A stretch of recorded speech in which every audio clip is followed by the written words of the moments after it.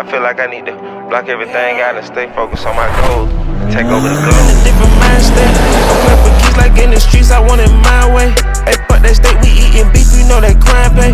They say we dogs and every dog gon' have his dying day. Running that demon SRT, that big is sideways. For the price, I don't think there's a better duo than a Trackhawk and an M3 competition. Out of all the cars that I've owned, let me know which ones are your favorite. Now let's get to business. So I've been having some problems with the Trackhawk, nothing serious, but the thermostat has been going bad. One and then two. So 2 thermostats I've had to replace in the past month.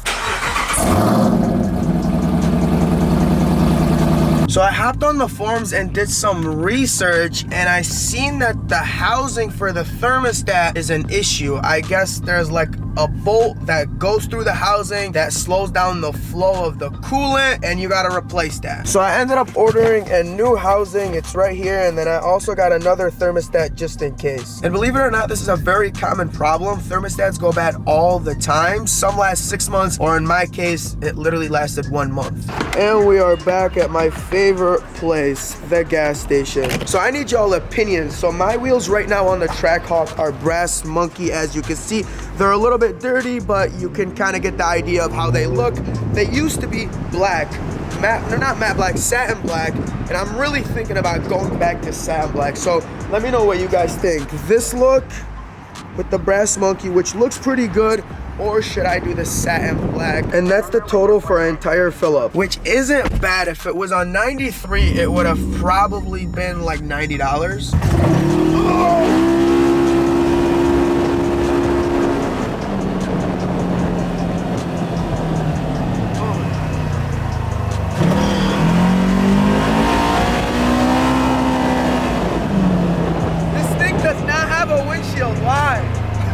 Where's your windshield? It doesn't come with one. You need a windshield because it's like super windy. I had to put the mirrors on it. Is this technically road legal?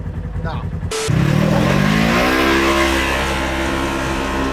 And that's exactly what rich people do on Monday. I'm here at my friend's house and I got the Trackhawk in here. We've been letting it cool down for about 45 minutes. And while we're letting it cool down, I want to tell you guys a story of how this thing broke down on me a few days ago. So I was driving and then it starts beeping and I look and it says engine overheat or something of that sort. And I look, my coolant temps were at 260, and that's because the thermostat gave out. Usually I'm always checking for the coolant temps, but there's times where I don't check them. And this time I didn't check them, and then they got all the way up to 260 degrees, which is absolutely horrible. They should always be around 180 to 190, usually 185 at all times. And of course I had to pull over and let it cool down because 260 degrees is way too hot and could potentially damage other parts of the car, like maybe the motor. So after pulling over, I let the car cool down to about 180 degrees. I started it again, and then it started getting hot again. It went to like 210. I turned the car off and then popped the hood and noticed that the coolant wasn't circulating. The whole point of the thermostat is to open up at a certain temperature. Once it sees that the car is reached a certain temperature, my thermostat is 160 thermostat. So at 160 degrees, it's supposed to open up and allow the flow of the coolant, and well, it wasn't doing that. So the car was overheating, and basically I was forced to park it. I couldn't drive it. So a friend of mine has a local garage there, and thank God he allowed me to park it there overnight. And then the next day I went back and replaced the thermostat. It's super easy to do on the Trackhawk. You literally have to remove this bolt right here and then this bolt. It comes out, the thermostat is right behind this, and you pretty much just swap them. And well, luckily my friend Ronnie always has thermostats around because he has a TRX, so he's always going through thermostats himself. He was able to give me one, we swapped it, and then I went on the forums and basically seen that the housing right here is the problem that causes the thermostat to go bad. I don't know how true that is, but I went ahead and bought a new thermostat housing. My friend with the TRX also has replaced his. Here are both of the thermostat housing. This is the OEM one from factory, and this is the one that I purchased. So the reason I'm upgrading to this is because the OEM one has a bolt that goes through the housing, and as you can see, there's a casting for the bolt, so that restricts the flow of the coolant, where this one, the aftermarket one, does not have that casting for the bolt, and it will just pretty much have direct flow of the coolant. So less restriction, more cooling, and that's better for the car. And the thermostat housing issue is only a TRX and a Trackhawk issue, and you can pick one of these up for about 200 bucks. It's definitely worth it. The new thermostat housing is all installed. This is the old one. We are done with it. Can you put this for me? What do you want? Can you put this for me? Okay. And just like that, we are done. Big shout out to Ronnie and Jerry, and this guy almost crashed. I just seen that. You almost ran into me. Hey! Watch the car. Don't run into me, young man. Anyways, big shout out to Ronnie and Jerry for helping me out with the installation. It looks so nice now. I mean, this just, I don't know, looks a lot more cool like this. But yeah, so that's done.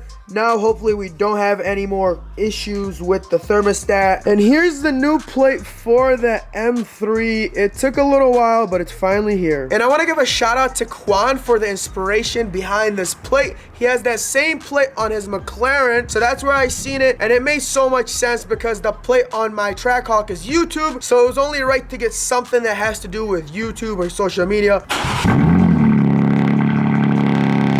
Even though the M3 sounds good the way it is, I still have an exhaust on order. It should have been shipped out today, so it should be here in the next few days. Now, the only thing I'm worried about is that this car is an inline 6. It's not a V8. So you gotta be careful with what kind of exhaust you put. It could easily sound like a lawnmower, and that's not what I want. So let's hope this exhaust will make the car sound better and not like a lawnmower. Otherwise, I'm taking that shit off and just putting it back to stock.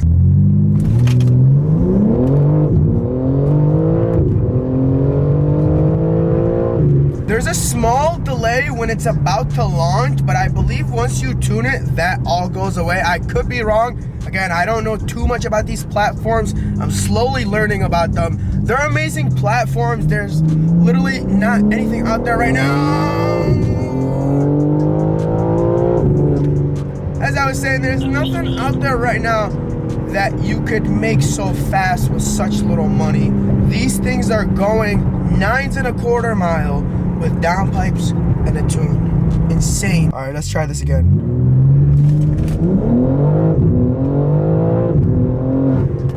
Okay, that was good. That was an instant launch. There wasn't much of a delay because I loaded up the RPMs a little higher than before, and it felt fucking good. It even spun a little bit, but that's because I have it in 4-wheel drive sport, which I believe turns the traction off. I'm gonna click M mode right here, and then this pops up. We're gonna go here and put it in sport, and the cluster changes. Let's do that again and show you guys what the cluster looks like in road.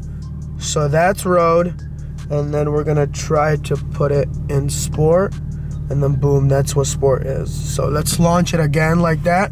I turned traction on, so let's do it again. We're gonna load it up to that.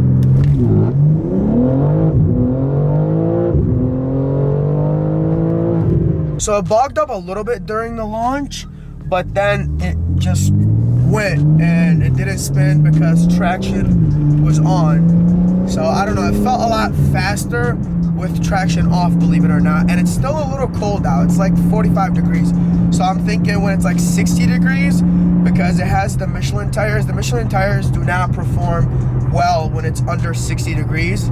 So once it's 60 with traction off, I don't believe it's gonna spin, and it's gonna be fucking quick. We're here at Twins Auto Sales, and we got the keys to a very special car, and here it is. We got a C6 ZR1, and this isn't your normal C6 ZR1. This is a one-of-one C6 ZR1, and I'll explain in a little. So let's check it out. You got the carbon fiber splitter, you got the carbon ceramic brakes, says supercharged ZR1 right here. You got the exposed supercharger, the roof is carbon fiber along with the pillar, and this is just so beautiful.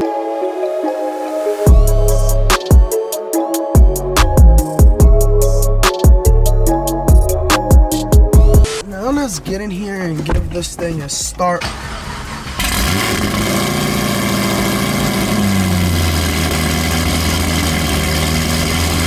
So from the sound of that start, it's definitely not stock. I'm not sure everything that's done to it, but that's not what makes this thing special.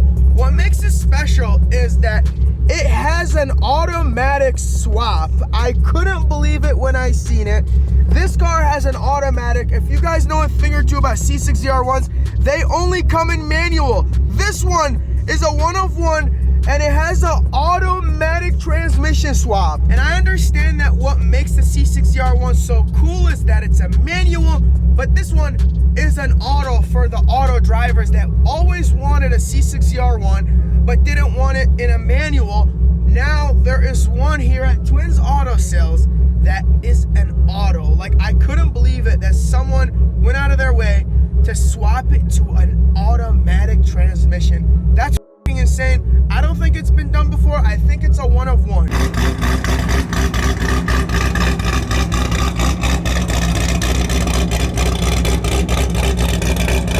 The cam on here sounds so good, and of course we're gonna take it out for a drive. I've never driven a C6 ZR1, and this one isn't automatic, so we're gonna be able to drive and record without having to shift.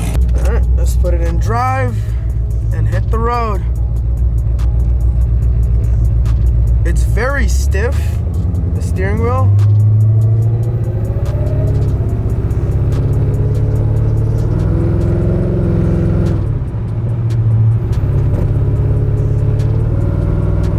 I don't know, it drives different.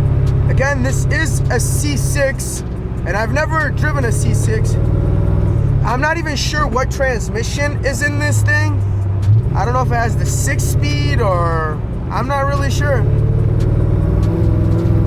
It doesn't have paddle shifters, so I'm not sure how I could downshift. The manager did say this thing is very fast, so I'm thinking it makes at least 900, maybe 1,000. I did hear the cam. I'm not sure what else is done to it. So I'm just gonna hit it. Oh, whoa, whoa, whoa, whoa. Oh my God. I literally almost lost control of this thing. I barely put my foot on the gas and it started getting sideways.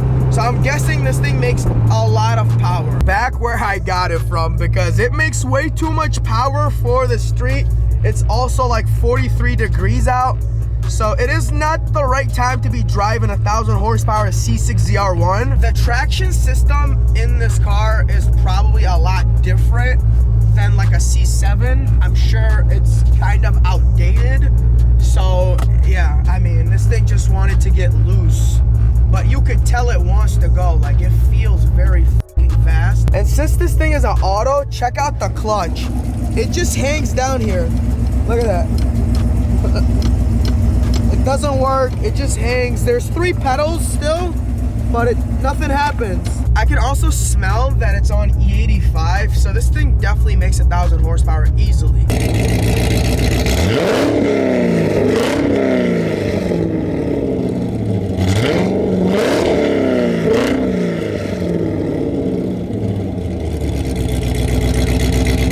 There's absolutely nothing like a cam car. They just sound so good. Especially this one.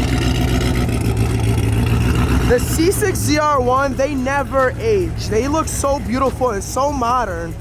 To this day, we're talking about over 10 years later, they still look so nice. Let me know what you guys think of the C6 ZR1. Can you guys see me getting one for the channel? Is it something you guys want to see a build on? I don't know if I'll buy this specific one, even though it's like a one-of-one. It's an automatic C6 ZR1. There's nothing else out there like it.